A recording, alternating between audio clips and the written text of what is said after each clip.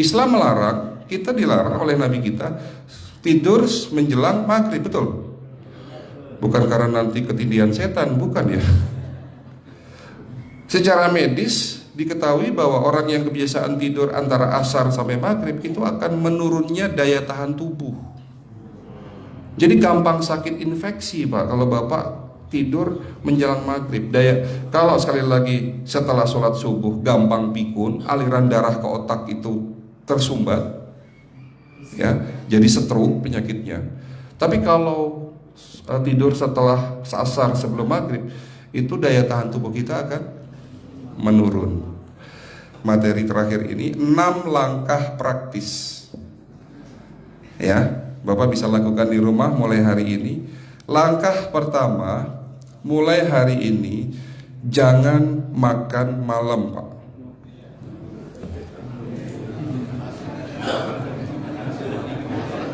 Ya, ala bisa karena biasa. Memang awalnya sulit, yang sudah kebiasaan makan malam itu sulit. Alasannya nanti nggak bisa tidur dok, betul ya? Nanti perutnya kembung, mual dan sebagainya. Itu karena kebiasaan. Dulu pun saya begitu. Tapi kalau sekali-sekali boleh Pak. Misalnya diundang hajatan gitu, tetangga ada yang kawinan hajatan, ya udah apa-apa, menghargai itu makan malam. Tapi sekali-sekali itu. Tapi kalau tiap hari ini yang nggak boleh, betul ya Pak? Jangan makan berlebihan dan jangan makan malam. Makan sate boleh nggak Pak? Boleh, siapa bilang nggak boleh? Sate itu, Bapak tahu daging kambing. Daging kambing, daging domba adalah makanan sehat, tidak berkolesterol. Yang kolesterol itu lemaknya Pak. Tapi kalau Bapak makan daging murni, dagingnya tok, ya sehat Pak. Yang nggak boleh itu santannya. Jadi makan gulai itu jangan, kalau gulai sate aja udah, ya, ataupun dibuat apalah, dibuat empal, ya. Oke, itu yang pertama. Yang kedua, tolong catat, jangan tidur larut malam Pak. Batasan tidur jam berapa Pak? Jam 11 paling telat. Jadi jam 10 harus sudah tidur. Kenapa? Apa penjelasan medisnya? Orang yang tidur di atas jam 11 akan terganggu fungsi livernya Pak. Dimana liver kita ini fungsinya banyak. Ya, ada 500 fungsi liver loh Pak. Fungsi jantung ada berapa Pak? Fungsi jantung 1. Fungsi jantung tugasnya untuk mompa darah. Fungsi ginjal ada berapa? 2. Absorpsi dan filtrasi. Fungsi liver 500 fungsi. Jadi organ yang paling berat dalam tubuh kita kerjanya adalah liver. Liver akan rusak manakala kalau kita tidur di atas jam 11 malam. Berarti 500 fungsi liver bisa rusak Pak. Ini salah satu penyebab diabetes. Bukan hanya kerusakan pankreas, tapi rusaknya liver bisa jadi penyakit diabetes Pak. Jadi kalau sakit diabetes itu yang terganggu itu sebetulnya bukan hanya pankreasnya, livernya pun rusak, ususnya pun rusak. Makanya dalam pengobatan diabetes di klinik kami itu bukan hanya ngobatin pankreas, tapi 3 organ penting ini saya obati: usus, liver, dan pankreas. Kebanyakan kenapa kalau dalam pengobatan tradisional mereka tahunya diabetes itu hanya pankreas, ya kan? Tapi di sini dalam pengobatan holistik, orang yang kena liver itu 3 organ ini pasti rusak: usus, liver, dan pankreas. Salah satu penyebab dari kerusakan liver akibat kebiasaan tidur larut malam. Jadi salah satu penyebab diabetes pun bisa karena tidur larut malam. Ya, batasan tidur jam berapa? Sekali lagi, jam 11 harus sudah tidur pulas. Jadi jam 10, setengah 11 paling lambat kita harus tidur pulas. Nanti setelah jam 1 boleh bangun. Yang penting jam 11 sampai jam 1 ini harus tidur pulas. Jadi kalau Bapak mau sholat tahajud jam 2, setengah 3 ya monggo, ya. Oke, itu yang kedua. Yang ketiga, air putih Pak dijaga 2 liter sehari. Bagaimana cara minumnya yang baik? Rasulullah sudah ngajarin kita ada 6 sunnah. Harus duduk, pakai tangan kanan, seteguk demi seteguk, membaca basmalah di saat minum, diakhiri dengan alhamdulillah, kan begitu.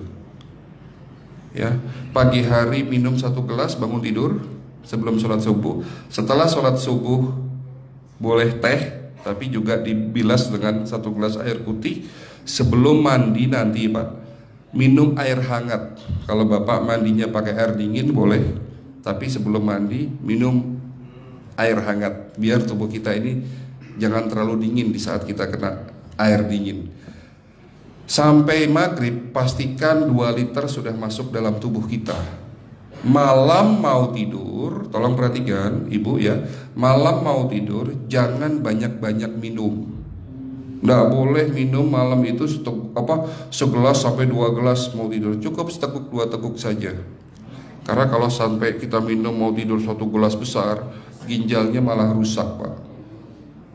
Ya. Oke, itu yang ketiga. Yang keempat, puasa. Lakukan puasa secara rutin, insya Allah kita sehat. Nah, untuk penjelasan atau materi puasa nanti bisa hubungin staf saya. Nanti di bulan Ramadan tahun ini, kalau memang masih ada slot 1 sampai hari ke-20, saya bisa mengisi manasik kesehatan yang berkaitan dengan manfaat puasa untuk kesehatan. Insya Allah kalau memang masih ada slot waktunya, karena kita di bulan Ramadan hanya 20 hari kita ngisi manasik. Ya, oke, itu yang keempat. Langkah keempat. Langkah 1, 2, 3, 4. Langkah kelima. Nah, sebelum saya menjawab yang kelima, saya ingin membacakan sebuah sabda Rasulullah. Rasulullah bersabda, di dalam tubuhmu ada segumpal daging. Jika segumpal daging itu sakit, akan sakitlah seluruh tubuhmu. Dan jika segumpal daging itu rusak, akan rusaklah seluruh tubuhmu. Apa itu segumpal daging? Segumpal daging itu adalah hati. Tapi ternyata yang dimaksud Rasulullah itu bukan liver Pak. Yang dimaksud Rasulullah adalah hati kita, roh kita, jiwa kita, perasaan kita. Kalau hati kita rusak, kita banyak penyakit hati, iri, dengki, sombong, takabur dan sebagainya. Penyakit fisik akan muncul dalam tubuh kita. Ya, tidak ada orang stres itu sehat, betul tidak Pak? Tidak ada orang yang suka marah-marah itu sehat, betul tidak? Bahkan Rasulullah menganjur senyum adalah ibadah. Senangkan orang lain, permudah urusan orang lain, insya Allah kita sehat. Ya.